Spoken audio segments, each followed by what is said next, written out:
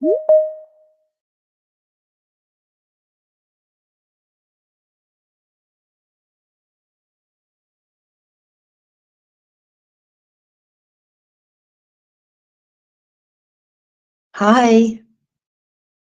Hey. Okay. Yeah, no problem. I'm ready.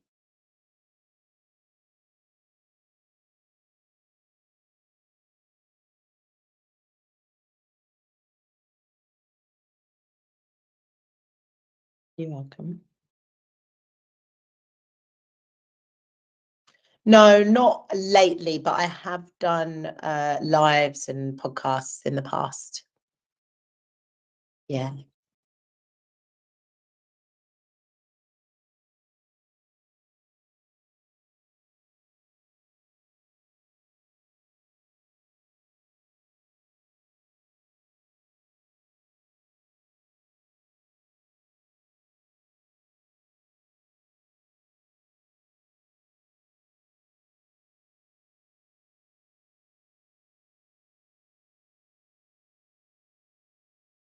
No, no problem. Thanks for asking. It's Darkini.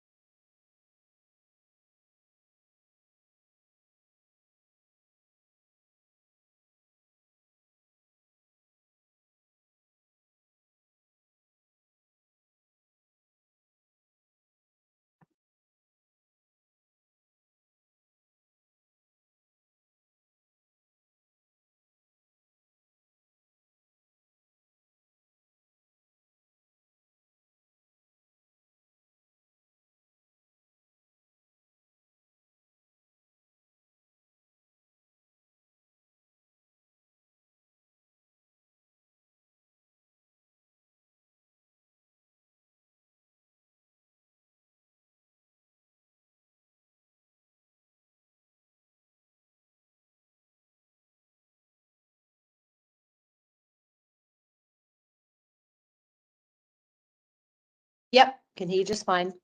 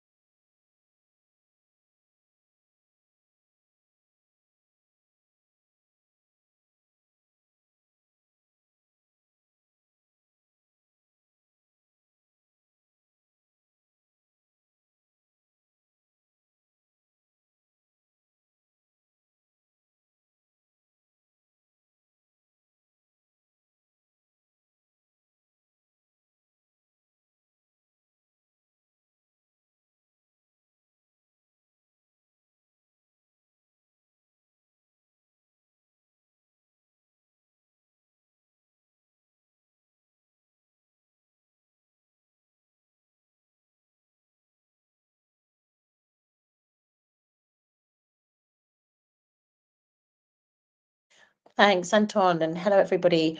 So I've been working in startups for, gosh, this is my first job, to be honest. And I started sort of go it alone as a marketing consultant 7 years ago. And on the way, I have worked with the likes of Waitrose. I've worked with the likes of Invesco UK. I've worked with B Corp. I've worked with B Lab. And yeah, all sorts of brands along the way. My passion is to uncover the commercial viability of good business. And what I mean by that is not for profit, impact focused, sustainable business. In more recent years, we've launched something called Anansi Studio, which is a consultancy me and my sister run together. Yamaya is a conservation scientist, and I am a marketing consultant. And so together we deliver sustainability partnerships for large corporations. What is amazing about working in this way is that I feel I have balance across my personal and professional life, and I'm able to grow the business in a really flexible, almost like nature, organic way.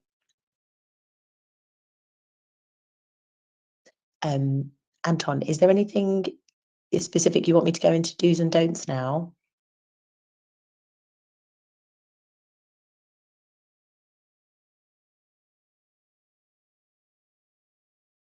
Yes.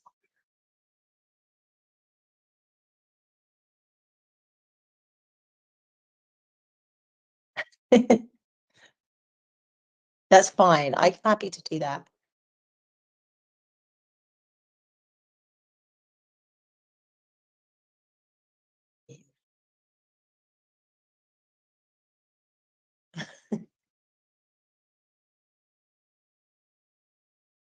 Absolutely. Okay, so um, just for context, I'll often work with founders on as a marketing consultant and growth consultant on how to grow their business. And the first thing I always do is think holistically. So this is not just about holistically as the business. When I'm creating a marketing strategy, I'm looking at how does that impact all areas of the business, align it as much as you can, especially when resources are small. Um, Align it as much as you can across the whole business, making the most of every person and every penny. Um, and then also think holistically, involving your life, your personal resources, the wider community impacts, and even the planet. I think it's this is why I love things like B Corp so much, is that there's this more holistic view of how business and growth can be achieved and can be successful. So that's my first do. My second do is do less, which is the antithesis, I think, to most businesses and growth hacking advice out there. We talk about post more, execute more, achieve more. But actually, I believe in doing less, but with more intention. So, an example of this really easily, if you're growing a business and you're using social media as your platforms and you're on every single social media platform and you're spreading yourself super thin, it's really hard to achieve growth. You would be better placed, I often find, to focus on one, perfect it, get it right, streamline it, then use all of your learnings then to transition over to the next one. But when you transition over to the next one, you have all of those learnings, but also you've got a fantastic streamlined process in terms of production when it comes to social media and so on. And you'll have a clearly defined channel strategy, which means that when you launch on a new channel, it's really clear why a customer would be following you on, say, Instagram versus TikTok. You deliver a very different value to them on the new platform. It's much more considered. You probably will go faster with less resources required. So my advice, my big one, is always do less. And I think the third part is an extension of that, which is that be okay with delegation, even from really early on, and really understand your strengths. I've heard a lot of people talk about this, but what often happens is when you're launching in early stages is you try and do everything and you do it most things badly because that's not where your gifts are. So don't be afraid to outsource where you can. Get creative around how you outsource. I remember in the early days, we do a lot of trading. So, I would swap marketing services with, a social media manager, for example, who would help us with our socials, just an example, and so I think just be really smart about how, what you're outputting and make sure that your gifts align with the things that you're focusing on. So they're my 3 do's.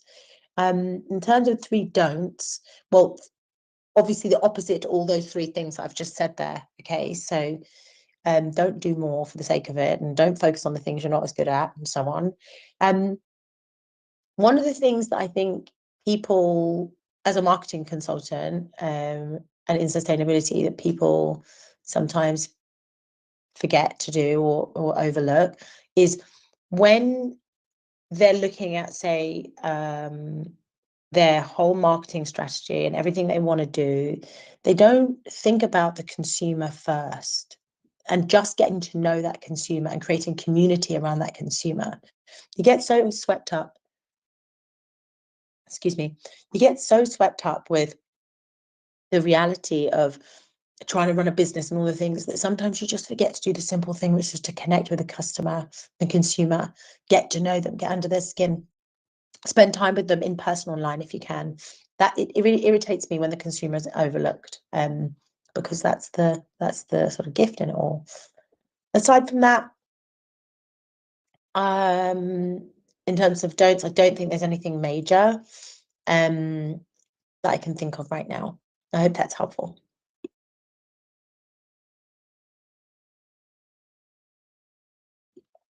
That is very helpful, Dakini. Thank you very much for that. Really appreciate it. Right, Jen, quick reminder to everybody. You have joined Startup Growth Q&A 137. We're here to help startups with whatever questions you have on growing your business, whether it's user, vendor, client, partner acquisition, go-to-market, growth hacks, sales, marketing, advertising, or branding. This is the place to be. If you're tuning in via LinkedIn, YouTube, Facebook, or Instagram, please remember that you need to join us interactively here on Microsoft Teams in order to ask questions. We can't monitor your questions live on these other platforms, unfortunately. So the way to do that is either by clicking the link that should be on most, if not all, of those live streams. If for any reason you can't access that, please go to our website, startup2scaleup.club, and then look for today's session, which is Startup Growth Q&A 137.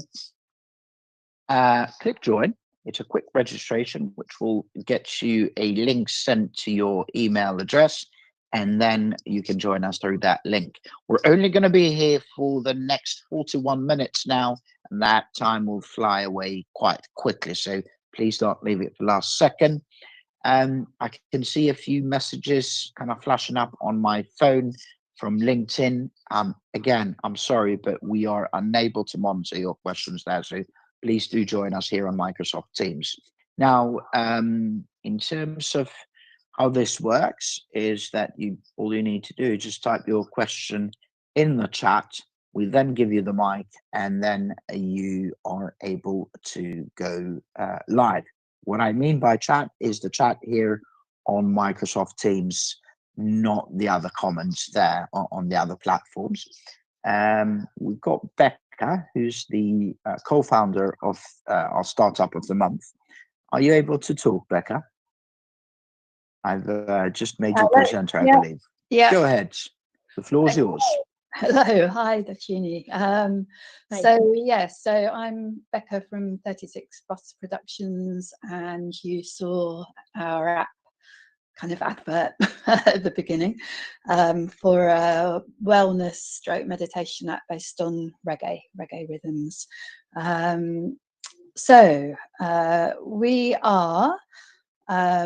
We're pretty early stage, but we are working on both B2C and B2B sales, and we would like to approach and cultivate and grow some loyal B2B clients, for example, corporations who might offer our product as part of their, employee benefit packages.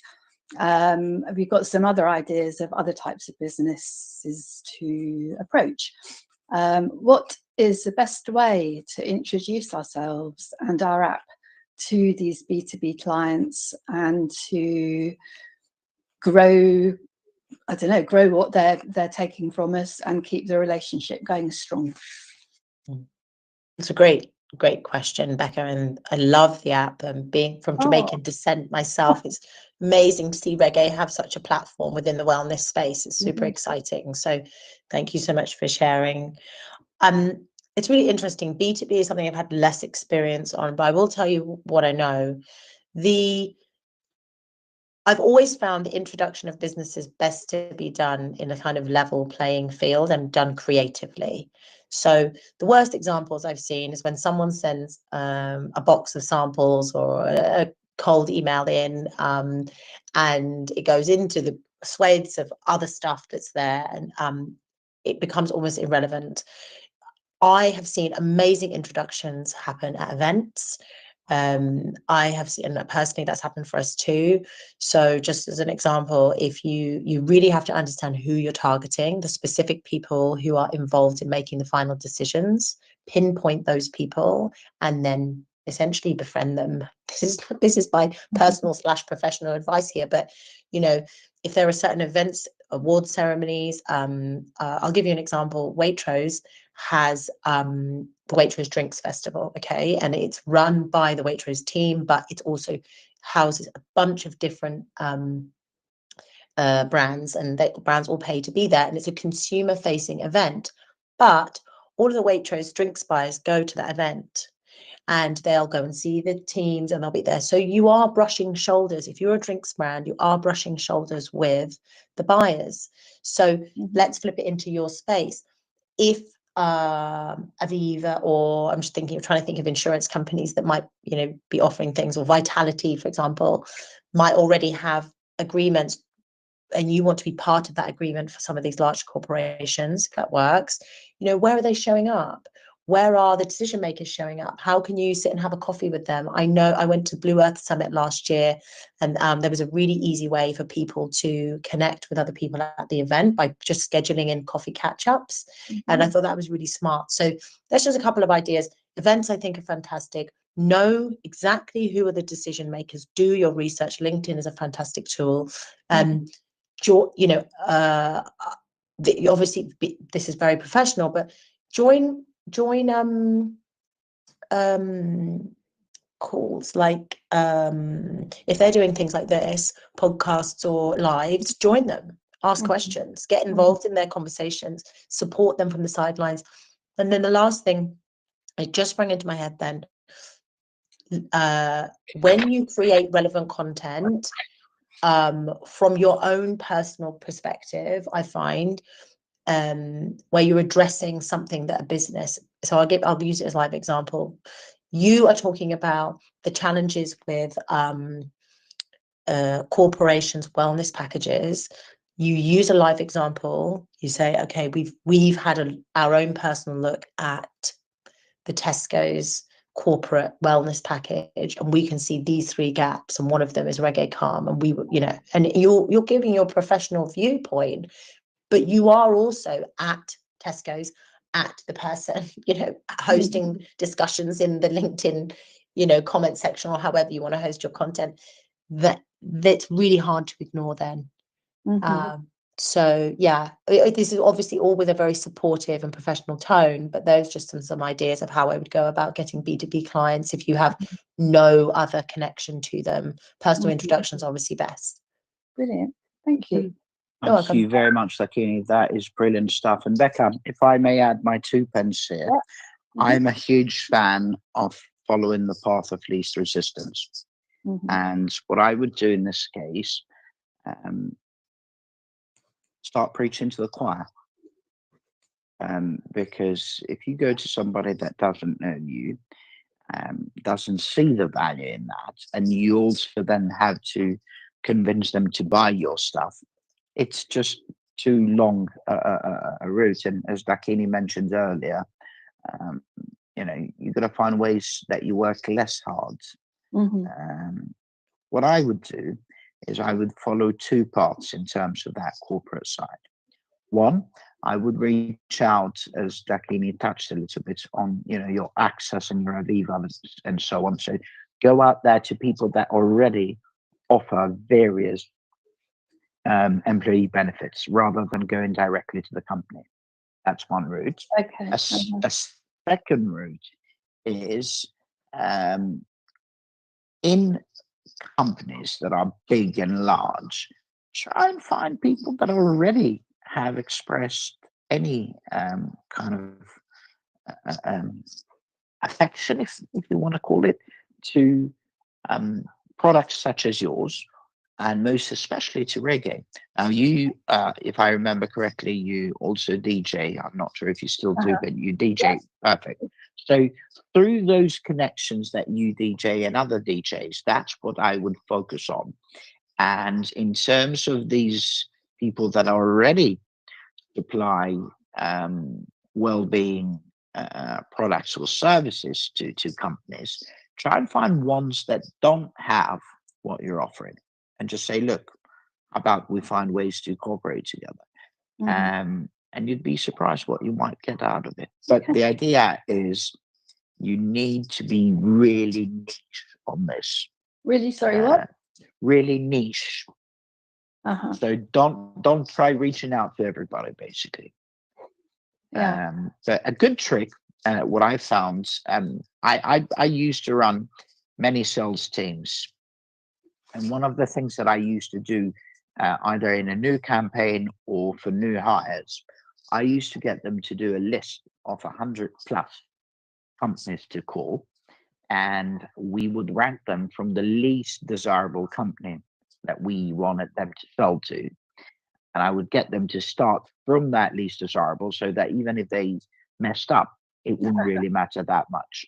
But what would happen is, by the time that they got to the top of the list, they had become really good at this kind of, the pitch. They'd become really good at understanding and thinking ahead of what objections they might get and all that jazz. So by the time they got to the top ones, they were really good at this, and they had a much better chance of getting it. So you might want to do the same.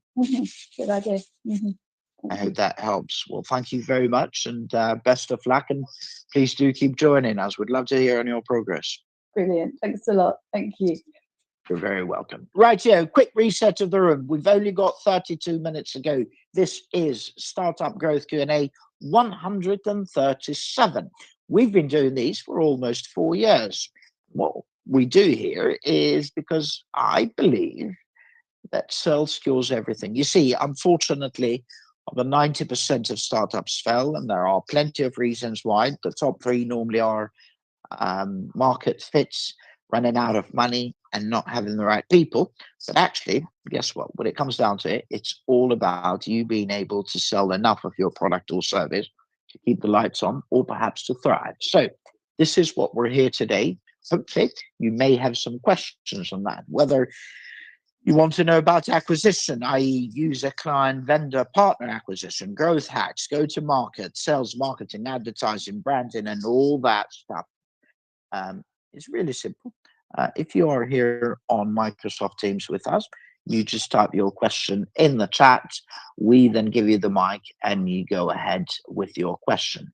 If you're not on Microsoft Teams and you are tuning in via our live streams, whether that's LinkedIn, YouTube, Facebook, or Instagram, please be aware that unfortunately we're unable to monitor those questions there. So you would need to join us interactively here on Microsoft Teams, either by following the links that we've put on those live streams, or if not, you can always go to our website, startup.scaleup.club, look for today's session, which is Startup Growth Q&A 137, click join. It's a quick registration. You then get a link sent to your email, and via that link, you can then join us here on Microsoft Teams. And like Becca just did, you type your question in the chat. We then go ahead and give you the mic so you can ask the panel. Now, we'll go to some questions that were sent in to us. Now, I'm not a huge fan of these questions because you're not here for us to ask any follow-ups, basically, and that doesn't always help.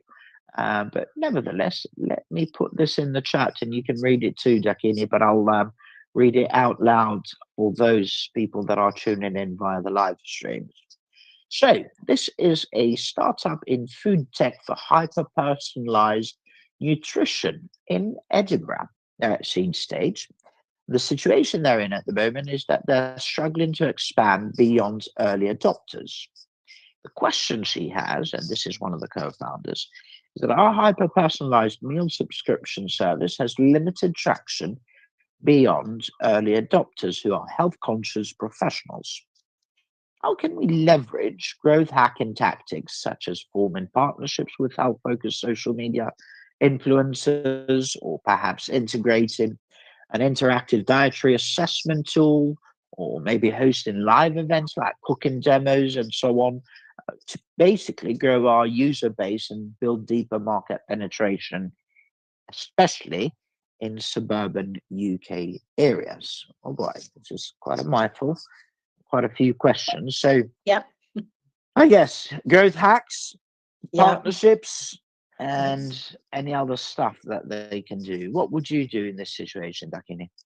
Okay, so when I guess this is hard again because you can't have the discussion, but I'll make some assumptions here. When we talk about hyper personalized meal subscriptions, I'm guessing there is a like nutritional benefit side of it. So as someone who is gluten intolerant, I'm guessing that the personalization comes into nutrition. That would be my guess too, and I guess they might have some kind of test or something like a questionnaire where they ask people so that they can, whether they claim to do it or whether they actually do it, that we don't know, but where they say that, we'll build this based on, your answers there, maybe what your body needs and so on. So yeah, Yes. Okay. that's my assumption too. Well, looking at the success of something like Zoe, which is it's a nutrition assessment tool, right? As guess, and that has an extension of that. There is a range of products with such an amazing national coverage. I would wonder whether you could become like a preferred partner of something like Zoe, because Zoe did a fantastic job of not only doing the assessment, but also encouraging consumers who've never thought about it before to have a hyper personalized approach to food. And that's, I think, potentially where you're seeing a stumbling block here, is that a lot of people don't eat in a hyper personalized way. A lot of people are eating habits, or feeding habits if they've got children, is about what was given to them by their doctor or their parents, and there's so much in the way we eat and that potentially needs to shift, enabled for us to see that there is this new approach potentially to a lot of people around having a focus on nutrition and personalized nutrition.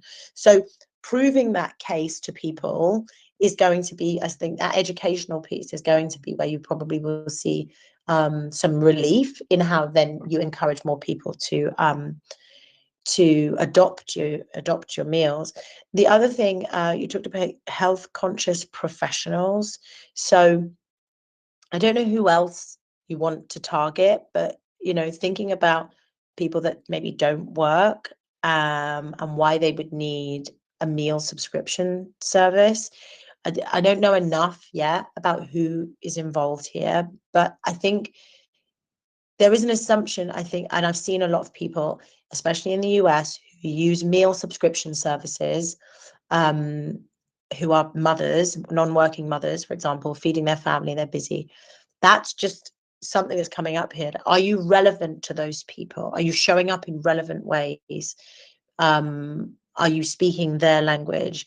Are you creating meals for the whole family, and so on? So I don't know again enough, but it sounds like there's a relevance opportunity. How do you show up in a relevant way, and also an educational opportunity to just show people why this is important, because it isn't a given. So I hope those two things are helpful, but also there's loads of questions I've got, but I hope those two things are helpful.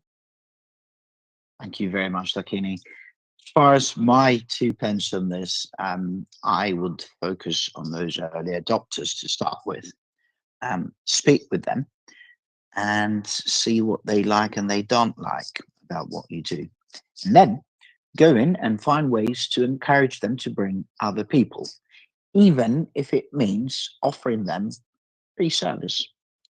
A good way to growth is to do 2 things: community effect, and 2, to I've seen this happen, and mind you, I've been involved in doing it for a couple of startups myself, where the offer was half price, although that was a SaaS product, so not this, but it was half price for a certain period of time between the person that makes the introduction as well as the new user.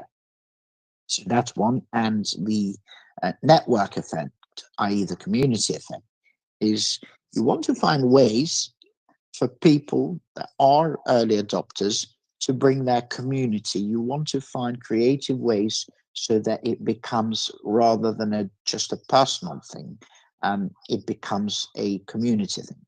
Often, those people that are health conscious on this level, they would have friends that are similar. They would go to certain events or training or gyms or shops and whatever you have that are in that field, and they would do that with them. That's one. In terms of partnerships, I would actually find ways to create partnerships with the people that sell those products, i.e. the people you source the products from. Because my guess would be, not all of them, but my guess would be that you don't go to sort of a farm somewhere, but you go to people that produce in mass, because otherwise you'd find it very difficult to afford and sell it at an affordable level. So if these are big enough, they probably have their budgets and they have their marketing teams and what have you that are much bigger than yours. So try and leverage them, their social media and their marketing, to sell what you have. These are the two main things I would focus. And last but not least, I would also go to local, try and find kind of almost like delicatessen shops. Start where you are in Edinburgh and elsewhere, and find shops that sell that kind of food, to raise awareness that the food they sell is really good, and it can be cooked in XYZ ways, as shown by your startup. So that way they get some kind of seal of approval, and in that process they also advertise for you. That's what I would do. And number 3, I would join us interactively and live next time, if you want something more substantial, because it's not very easy to kind of respond without having you here to understand this better. Right, yeah, we've got 21 minutes to go. Boy, I remember that song. I'm quite old. Okay. This is Startup Growth Q&A. It's our 137th session, and we're here to help startups with whatever questions you have. Just a reminder, there's no point in sending me messages via LinkedIn or any other platforms. For those of you that are tuning in via our live streams, whether it's LinkedIn, YouTube, Facebook, or Instagram, please be aware that unfortunately I'm unable to monitor your questions there. So you would need to join us live here on Microsoft Teams. You can either click the links on those live streams, or perhaps go to our website, startup2scaleup.club. Find today's session, which is Startup Growth Q&A 137, and then through there, once you click join, it's a quick registration that will get you an email sent, well, a link sent to your email, and you can then join us through that link. Then when you're here, all you need to do is just type your question in the chat and we'll give you the mic. If, however, your questions today are not on growth, please save them for the other events we run. Monday's talent, Tuesday's product and tech, Wednesday's growth, Thursday's fundraising, second Friday of the month, UK startup law, and third Friday of the month, UK startup finances. They're all from 12 to 1 p.m. UK time, and you can RSVP to any of them by our site, StartUp2scaleup.club. And actually, we also have a WhatsApp community, which is highly curated and really valuable, that you can join. It's made of founders, investors, operators, and others in our community.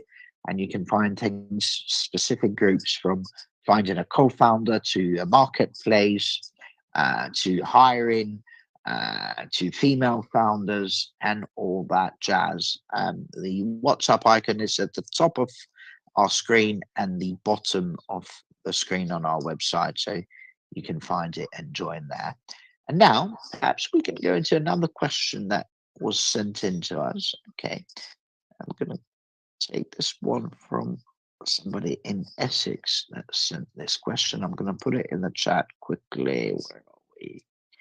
And if you like to read it as well, Dakini, that might help. And I'll read it out loud for those that are tuning in via the live stream. So, we're based in Essex, and our pre-seed passion tech startup has developed a virtual fitting room platform that reduces online clothing returns for retailers.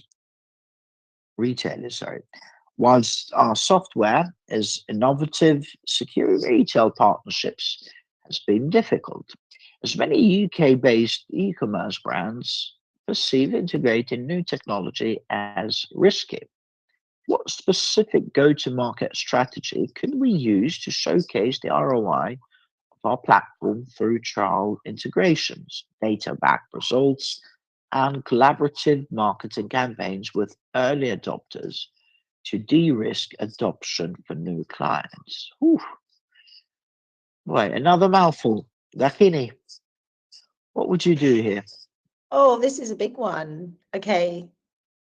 So I'm just going to go through the question again. So That's fine. fashion tech startup, virtual fitting room, get it. I understand the benefits. I've actually worked with a couple of platforms like this before, so I understand it. I wonder what the challenges have been when talking to e-commerce brands. You say risk, but what's the risk? Is it, the site not working properly? Is it because I wonder what the risks are. There are elements of this sort of virtual tech that I've seen on platforms where you can upload your sizing, for example, that sort of thing. So it'd be interesting to see to review what they think the risks are. Ultimately, whatever your feedback is, you then create a task list around addressing those blockages, right? A little bit like Anton mentioned before around really looking at the common pieces of feedback and then addressing them directly with a campaign. So, for example, it's a lot of work, but we don't really see what the return is. You would then run a trial and have a case study ready that shows the uptick in profitability or the absolute reduction of returns from your previous users, just as an example, and also presenting in different formats. Some of the best insights I've seen is when you create spaces. This is talks, panel discussions, events, that kind of thing, when you invite people to. I love that. I love it when companies use conventions and events to share data, because a lot of the people attending will be using that, and it's a huge value driver. But then, at the end, of course, you can introduce yourselves and the technology you're providing. I think, that's kind of how I want to receive, or I want to be sold to, and I think it works really well when you're doing B2B. The other thing, I guess, in terms of collaborative marketing campaigns, I don't have a quick answer on this one. Where to show up within fashion e-commerce retail right now is really tough space to be in. Profitability is a massive issue, and so I'm wondering whether budgets are just very squeezed as well. And so I wonder if you can really help handhold people through that process with other insights around profitability, potentially would relieve that issue and therefore create more budget in turn to adopt your tech. But I'm making a lot of assumptions here, so hope that's helpful. Hey, thank you very much for that, Dakini. Sorry. Well, here's what I would try and do. Let's look at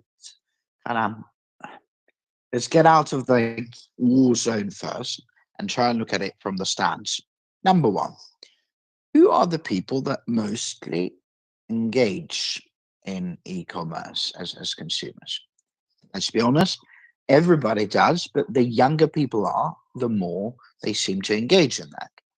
So that's one.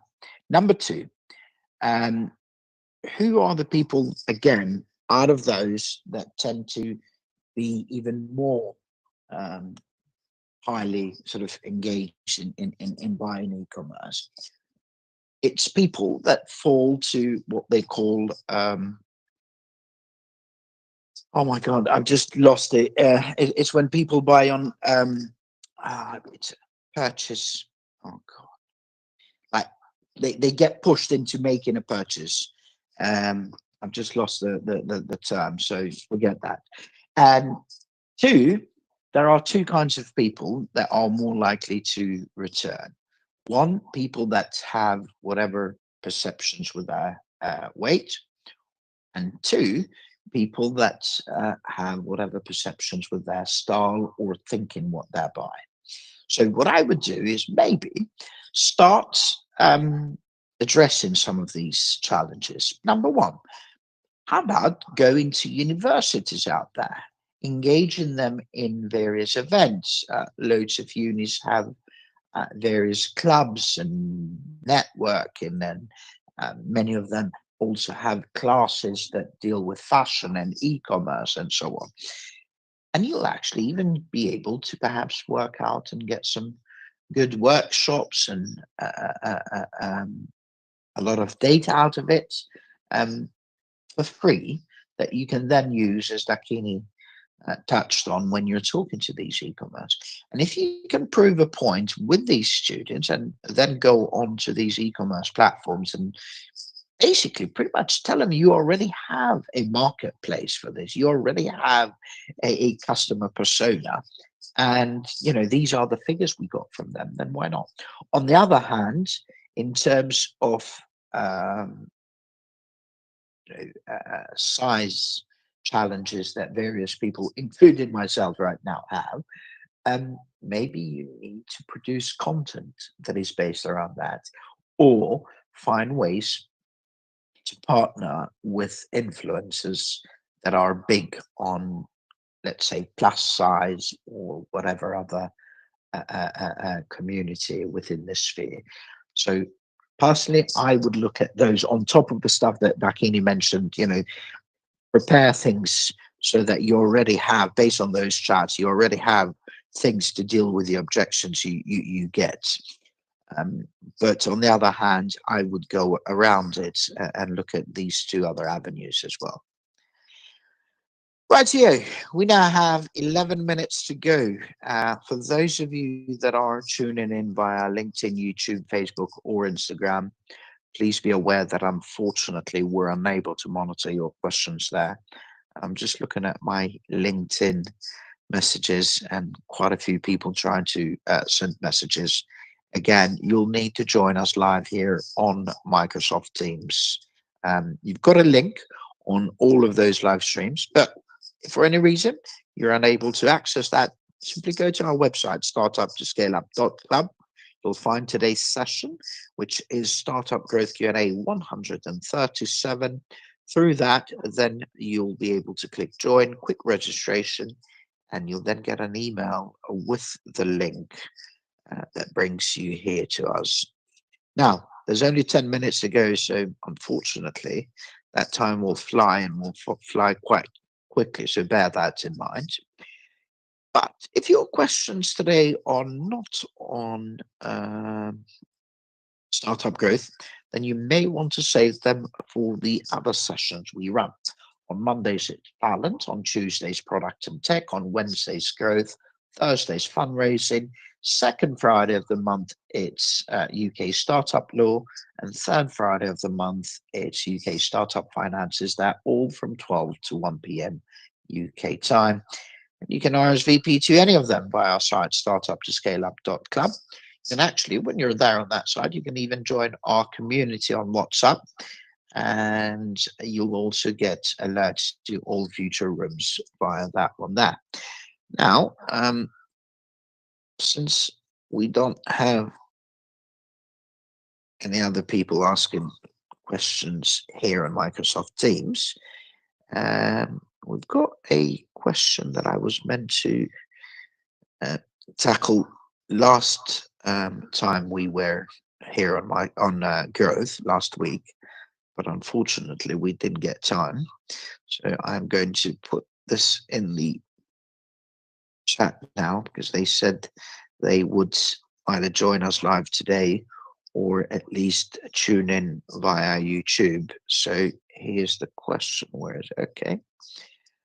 Put this in the chat again, Dakini, and I'll read it out loud for those that are tuning in via the live stream. So this is a health tech startup in London, seed stage, and the problem they're trying to solve with this startup is basically they've created an online platform providing personalized nutrition plans through dietitians.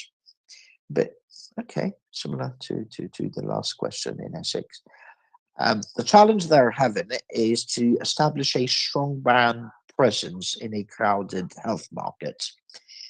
The question she puts is, we offer personalized nutrition plans through dietitians, but establishing a brand presence is crucial for our growth. What branding strategies should we focus on to differentiate ourselves?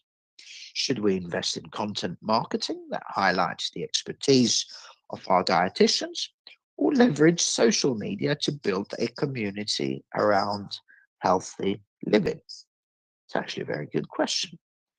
Akini? It's a great question, Anton. Thank you. So just so I'm clear, the question is, how do we establish a strong brand presence in a crowded market? I'm going to take health out of the equation right now, and let's just focus on, establishing brand presence. The two options are fantastic. You could probably expand on them, and I'll talk about that in a minute. But the most important thing for any brand, especially ones that are struggling to cut through, is community, in my opinion. It's connection with their ideal or current customer, and fostering that, because that's going to help you not only in establishing a brand presence, but also in attracting more of those types of people, growing in the right direction with the right types of customers, and also developing your product in line with your customer. That's so important. Whether social media is the right place, it's one of the places you can do it. I think in person, I think holding Zoom calls, that kind of thing is also amazing. Having an opportunity for peer-to-peer discussion is also amazing.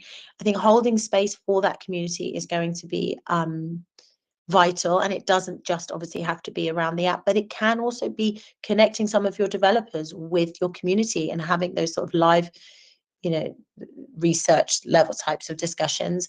As much as you talk about community around healthy living, there's so many aspects of that which I'm sure far expand the services you're providing, connecting them with other spokespeople and thought leaders in the industry, not just your dietitians, other people who you can leverage their community to. I think centering your strategy around your community will have better long-term benefits than going from brand voice out. Thank you very much, Dakini. Now, as far as my 2 pence is concerned in this, I would try and focus on 2 things. Number one, the dietitians you already have, you need to find, and the ones that you can get, you need to find a real pain point that you can solve for them by them being on your platform, and then find ways for them to push their clients to engage with them via your platform, whatever those ways are. That's number one. Number two, as Dakini said, in terms of a community and also a sort of, I guess, research or whatever you want to call it, why not do, I don't know, a weekly, if not a daily call and discussion with dietitians on like a podcast form, or maybe a TikTok where you get people to join in that call, or things of that nature, and then get the text off that, whether it's TikTok or whichever form you host it, get that posted as a blog. With, you've got various tools now that utilize AI to produce a lot of that, and just share it. Maybe set up a group on, I don't know, either one of the social media platforms, or perhaps a tight knit, sort of highly curated WhatsApp group. And although Dakini kind of touched on it, that it's not really something, unless I misunderstood, she advises to focus too much on. I would actually even think of paying targeted adverts on things like YouTube, um, Instagram, TikTok, Snapchat, some of these platforms, because they can help quite a bit. Now, they do cost a lot of money. And, you know, at your stage, let me see, I think she said was seed stage. Yeah. So at seed stage, you may not have the money, but if you can, they're not too bad, because, you know, producing your own content and generating that will take quite some time. So if you've got the appetite and the ability to do that, then why not? But personally, this is what I would focus on. Get the dietitians themselves to recommend their users to use your platform. And to do that, you need to find a major pain point that you're sorting out for them, and to produce content via, you can do it via other specialists. You don't have to spend a ton of money, but do it via, you know, calls like the ones we do, or TikTok and so on. Right. Well, we only have 2 minutes to go. It's been an interesting session. Unfortunately, not as interactive as I would have liked here on Microsoft Teams, but I guess that's the name of the game. Sometimes you have people here live, sometimes others on other platforms, and so on. But it's been interesting and very useful. So thank you very much, Takini. Before I let you go, do you have any parting words for us and for our founders? Just thank you. Thank you for the time and space you've all shared. It's been amazing to answer some of the questions. You can find me at Ananci, ANANCI.studio, via LinkedIn, that kind of thing, if anyone's got any further questions. And I'm looking forward to joining more of your calls, Anton. This has been amazing. Thank you so much. Thank you very much, Lakini. And if you don't mind, can I ask you 2 favors? Number one, here on the chat, because this will be recorded and the chat will stay live, if you like to put your LinkedIn URL and also the agency name if you wish. And then on the other hand, on LinkedIn, actually, no, don't worry, because I've tagged you on LinkedIn on the live stream. So don't worry, you don't need to do anything to that. But here, if you don't mind, before we close, if you can put that would be great, please. And now, just a couple of things before we shut shop and call it a day, for today, that is. 2 things. Number one, we do 6 regular sessions: Mondays talent, Tuesdays product and tech, Wednesdays growth, Thursdays fundraising, second Friday of the month UK startup law, third Friday of the month UK startup finances. That all from 12 to 1 p.m. UK time. And you can RSVP to any of them via our website, startup2scaleup.club. When you're on our site, you may also join our group on our community on WhatsApp. And we've got quite a few groups there, from female founders to startup hiring, co-founder finding, to marketplace and all that jazz. And they are very highly curated, and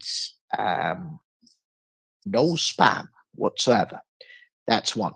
Second announcement is that our Startup of the Month competition ends in entries.